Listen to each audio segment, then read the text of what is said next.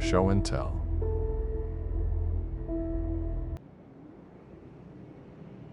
It was a Monday morning at West Knob Elementary. In one of the classrooms, a few minutes after the first bell rang, the lights flashed a few times in succession. Within an instant, what had been total pandemonium was substituted with perfect order. In 1986, every first grader knew exactly what the flashing lights meant. Be seated, be quiet, be on your best behavior. Because Mrs. Beck has entered the room, and she would sanction no unruly behavior. The hickory paddle, which hung between the alphabet banner and the chalkboard, served as a clear reminder of this irrefutable truth. 3 months earlier, Chloe March learned this the hard way. It was her first day of class in a new school, and as the other children scuttled to their seats at the warning of the overhead lights, she continued at play. Her arms were fully extended airplane style, while she spun herself in little circles, eyes shut and laughing. Her frivolity ended the second her head was jerked back by an assailant. Someone had hold of her ponytail and was pulling her toward her desk by it. Chloe stared up through teary eyes at her attacker. A 1,000-foot-tall teacher with iron gray hair and an ugly scowl glared back down at the little girl. "That will be enough of that behavior, young lady," the teacher huffed and slapped her hand down on Chloe's desk. "I don't know what sort of conduct your teachers tolerated where you came from, little miss, but rest assured that I expect proper decorum from my students. When it's time for class to begin, you're to be seated, looking forward, and quiet. Do we understand one another?" Chloe's head hurt from where the teacher pulled her hair and dragged her, but being made a spectacle of in front of the entire class, that was a special kind of pain. So, she submitted no reply but sat in defiant silence. "I asked you a question. Answer me." Chloe's face was as red as an October leaf. She balled up her little fists, relaxed them, and then repeated the process. She wanted to shout for all to hear, but her boiling anger only allowed for a whimper. "I don't like you," she said. "It was enough." Mrs. Beck knew she had a problem with this one, and problems left undealt with grew into even greater problems still. Chloe learned all she needed to know about her new teacher that day, and about the plank of wood that hung above the chalkboard. Now, 3 months later, Chloe sat in her seat. She was quiet, with both hands folded gently on top of her desk. She'd been seated long before any of the other students, but from time to time her eyes gravitated to the little pink book bag sitting on the floor by her desk, and she would smile. For the first time since moving to West Knob, she was excited for the school day, because they were about to do show and tell. As Mrs. Beck clopped by Chloe's desk, she barked at her, "Get that bag out of the aisle before someone trips over it." Chloe lifted the pack and put it on her desk. "Book bags go in the closet, Miss March. You know that." "My show and tell is in here, ma'am. You'll refer to me as Mrs. Beck, not ma'am," the teacher said, taking her seat at her desk.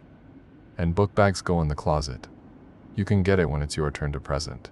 Now do as you're told, or you'll spend show and tell in the corner." "Yes, ma'am." "Chewer. "Mrs. Beck," Chloe said, then ambled over to the closet. "And because you've disrupted class, and because you're making all of us wait on you, you'll stay inside first recess." Chloe's classmates giggled at this, but were hushed by their teacher, who rapped her knuckles on top of her desk, just like a judge banging a gavel. Chloe didn't protest. She couldn't afford to. She knew what would follow if she tried. So the little girl hung the backpack on a vacant hook and returned to her seat in quiet obedience. Mrs. Beck sorted papers atop her desk into a tidy pile and surveyed the class, then started roll call. The student named would stand, say, "Here," and remain standing. Chloe didn't understand the tradition. The class consisted of only 13 students.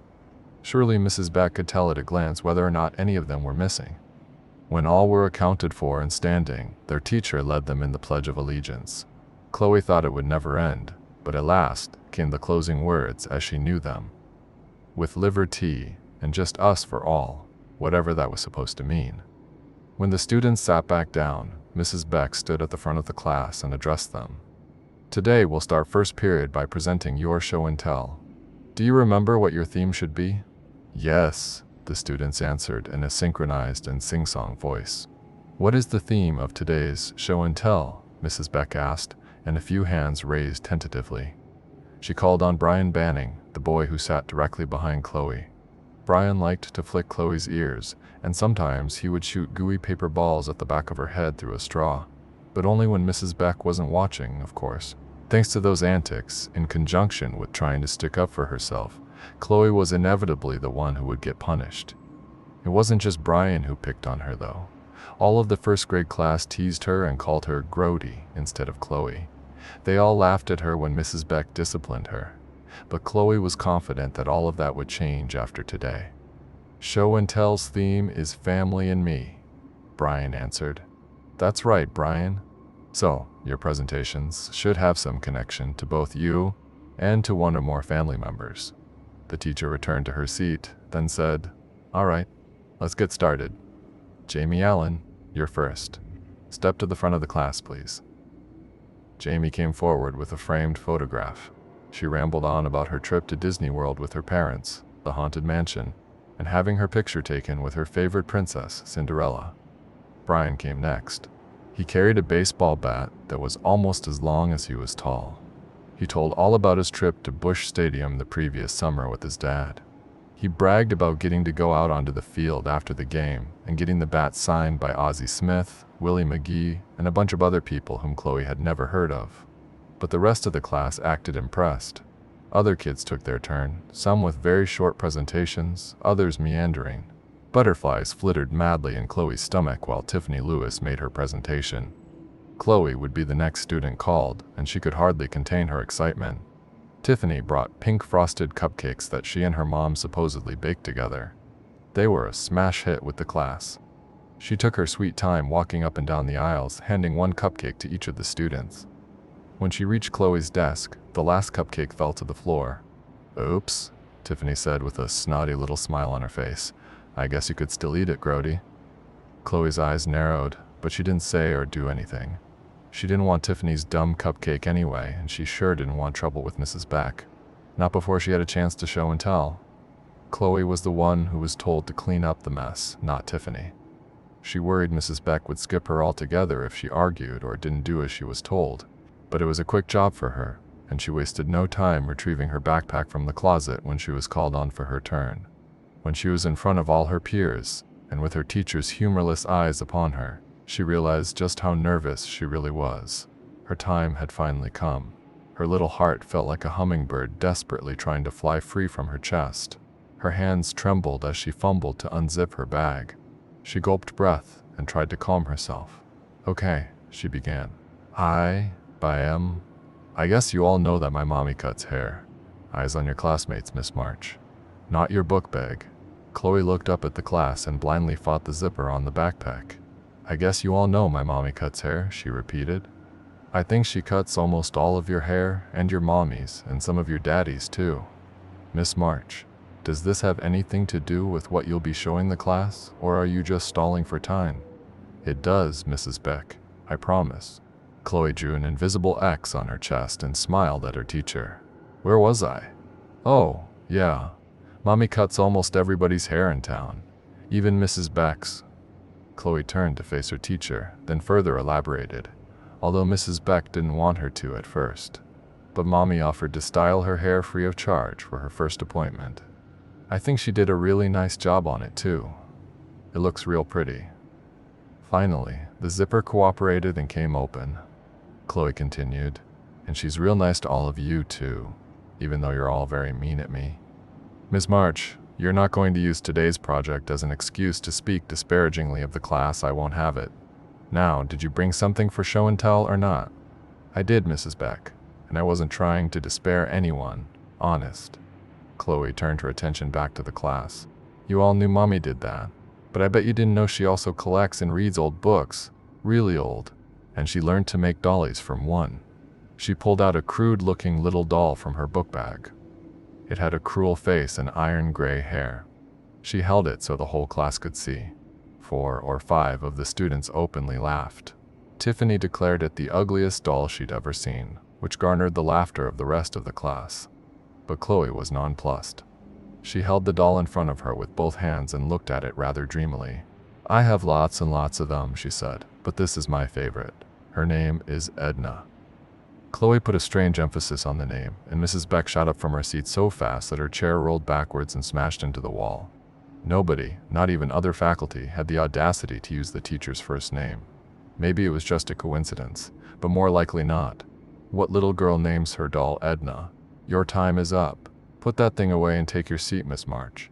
No, Mrs. Beck, Chloe said, self-possessed. The classroom gasped. What did you say to me? I said no, and my time isn't up. Yours is. You mean old. Mean old bitch, you. It was the first time in Chloe's life that she ever used that word. But in that instant, it reminded her of the taste of warm cinnamon toast on a cold winter morning.